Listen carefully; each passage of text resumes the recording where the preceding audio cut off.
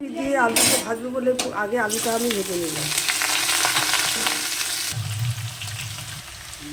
1 চামচ নুন দিয়ে দিচ্ছি আলুর মধ্যে আমি একটু হলুদ দিয়ে দিচ্ছি।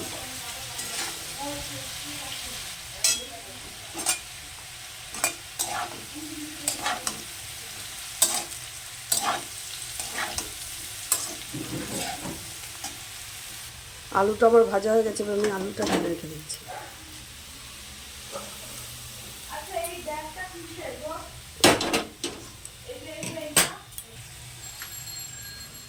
তেল আমার গরম হয়ে গেছে, এর মধ্যে আমি ফুলকপিটাকে দিয়ে দিচ্ছি।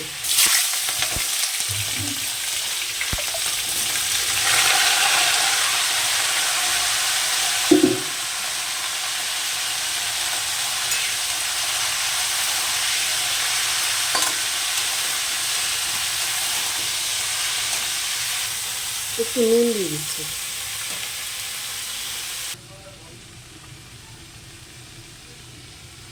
ফুলকপির মধ্যে আমি হলুদ দিয়ে দিচ্ছি।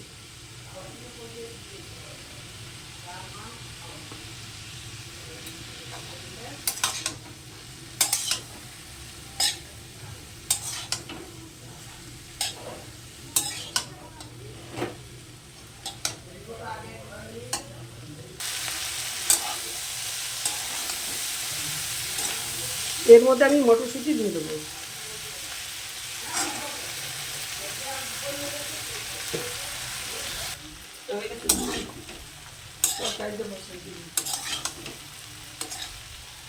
এর মধ্যে আমি আলুটা যে ভেজে রেখেছিলাম সেই আলুটা দিয়ে দেবো। এই আলুটা আমি ঢেলে দিচ্ছি।